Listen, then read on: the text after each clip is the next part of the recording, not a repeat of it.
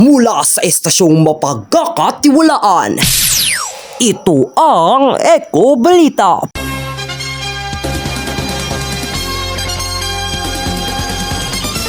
Magandang araw, Pilipinas! Magandang araw mga kabalita. Narito ang mga pangunahing balita.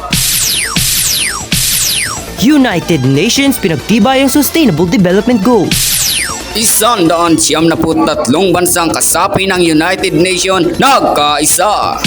Mga layunin ng Sustainable Development Goals isinasagawa na. Pinagtibay ng United Nations ang Sustainable Development Goals (SDGs) noong September 25, 2015 sa ginanap na United Nations Sustainable Development Summit sa New York, Estados Unidos. Para sa detalye ng ating pangunahing balita, narito si Isabel Sandagon.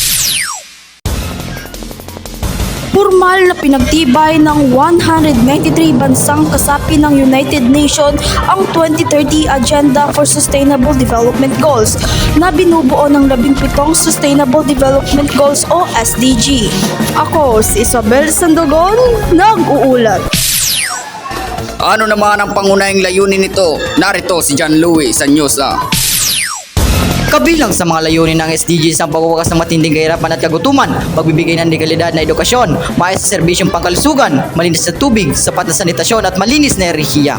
Sa cloud nito ang pagkakapantay-pantay ng kasarian, disenteng trabaho, responsableng pagkonsumo at agarang pagkilos laban sa climate change. Ako si John Louis Sanyosa, nag-uulat.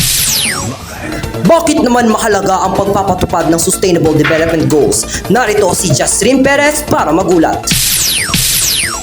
Ayon sa United Nations, mahalaga ang Sustainable Development Goals dahil nagbibigay ito ng isang direksyon sa lahat ng bansa upang matugunan ang mga pandaigdigang suliranin.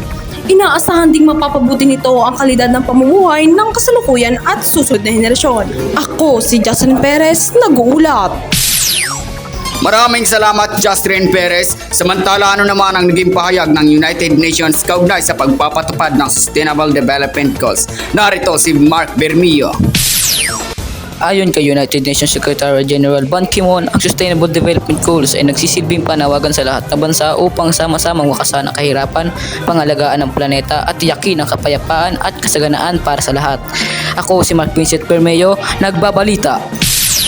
Samantala, paano naman nakakatulong ang bawat mamamayan sa paggamit ng mga layuning ito?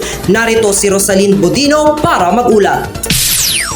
Ayon sa mga eksperto, mahalagang makiisa ang bawat mamamayan sa pangangalaga sa kapaligiran, tamang pamamahala ng basura, pagtitipid sa tubig at enerhiya, at pagsuporta sa mga programang pangkaunlaran. Sa pamamagitan ng sama-samang pagkilos, mas mapapalapit ang mundo sa pagkamit ng mga layunin ng Sustainable Development Goals bago sumapit ang taong 2030. Ako si Rosalyn Bodino, nagbabalita. Para sa uling detalye ng ating pangunahing balita, narito si Jake Banyares.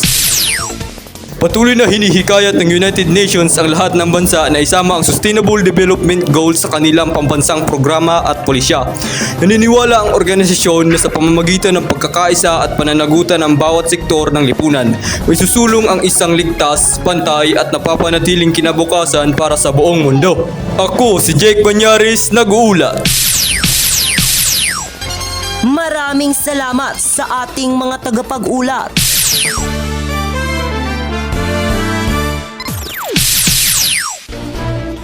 At iyan ang kabuuan ng ating pangunahing balita. Mga kakampus, naway sa pagtatapos ng aming pagbabalita ay bitbit natin ang mga aral na ang tunay na pag-unlad ay ang pag-unlad na may malasakit sa kalikasan at sa susunod na henerasyon. Ako si Chester Lahara. At ako naman si SLB Balyaran. Ito ang Eko Balita 101.9, naghahatid ng makatotohanan, makabuluhan at napapanahong impormasyon. Magandang araw, Pilipinas!